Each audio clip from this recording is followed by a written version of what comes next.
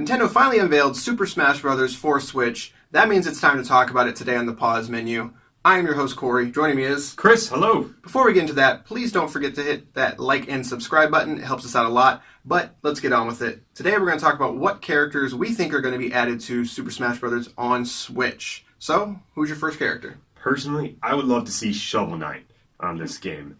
I feel like this character would fit this game so perfectly. I bought the game on the DS, so of course it has that Nintendo connection there. And it's an easygoing character. He plays really smooth. I can already imagine his basic controls. You know, you have your basic attack buttons, your charge buttons, and then you have your items, which I can definitely see that being your B moves or your A moves. I mean, I feel like the character could fit so well. And there's already an amiibo. Like, they don't have to jump that extra step, because that step's already there. Right. And I feel like it just fits so well in the community, and how popular he's become in the community, like, hands down, be a perfect fit for that game. I mean, and he's very Mega Man-esque, and Mega Man's already in it. So, and they're both blue, so that works too. I think we're going to see the return of a character that was missing from 3DS and Wii U, Solid Snake, or is it just Snake? But he was absent. I don't really know why, but Konami is still obviously interested in producing stuff from Metal Gear with Metal Gear Survive, so I think we could see him come back. He was kind of a notable absence, and a lot of people did like playing as him, even though he was a little weird, I would say. Yeah. I mean, I would play as him, and he was definitely different. He wasn't a go-to or anything. The controls were kind of funky. Yeah. Like, he was a weird combat. Right. But he was still different and unique, and that's kind of what that game's about. You know, it's about doing awesome things, and Snake being in it is awesome. Honestly, that was probably one of the biggest surprises when the Wii U version came out, or the Wii version came out. Yeah, we all wanted Sonic, like you said earlier, and then Snake was there, and it was just kind of, that was weird. I feel like it was an attempt to try to draw that Sony crowd in a little bit, but I mean, maybe they'll come back, or he'll come back. Konami is clearly still making games. There might not be good games, but you never know. So, who else?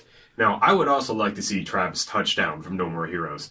Now, I think this would be a really cool, like, promotional with his new game coming out, which is an exclusive Switch game, and another character that fits so well. I mean, he has his, like, I think was it lightsaber sword, whatever? It's so cool, because it's like a fluorescent light bulb or something like that. Like, that's so funny. But, like, his action can really work, you know? You just put in his combos with his character. You know, I played a lot of the first one, so, you know, like, he's there, people know of him, and I think it'd be a great way to reintroduce him. Yeah, I mean, that game is coming out, and it has been a long time since we've seen that, and the second one wasn't even a Switch or a Nintendo exclusive, so, I mean, you could try to see them trying to more associate Travis Touchdown with Nintendo. And even with the Super Smash for the Wii U, they brought us Bayonetta. I mean, that's one character I did not expect to see for this game whatsoever. And they're both kind of rated M characters, too. Yeah, you know, so they can definitely do it. And I think it would be a perfect fit, being Travis Touchdown fighting Bayonetta. Like, I can imagine already. Like, it would be so exciting. Another character I think Travis Touchdown could fight that'd be really cool and very bizarre. This one's kind of out of left field, but I'm going to go with Sora.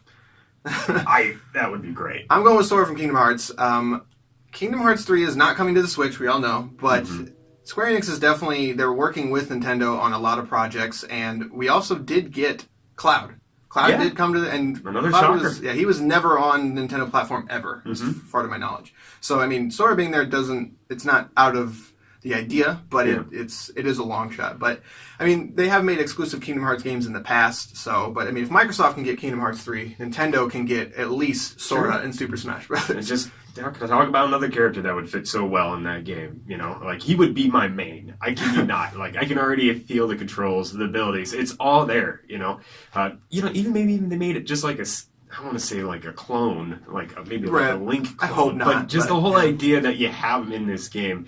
And again, what I like so much is that, you know, in the Wii U version, you had major like publishers with their one character, you know? And I would like to see that a little more with bringing Sora in. I mean, I guess they have Cloud, but you know, he would fit that game great. Yeah, and he has a lot of potential he's got an infinite amount of costumes, and he has an infinite amount of Keyblades. So, I mean, Nintendo loves that stuff, that customization, so he fits kind of perfectly in that aspect. But, I mean, all the characters we kind of said did, except maybe not Snake. But I'm pretty excited about this game, but I think they do need to bring in a couple mystery characters that we're not really expecting, because that's kind of what we love from those games, is that mystery. So you never know what you're gonna get, basically. So that's gonna do it for this episode of the Pause Menu. Let us know who you think is gonna be in Super Smash on Switch, and don't forget to hit that like and subscribe button.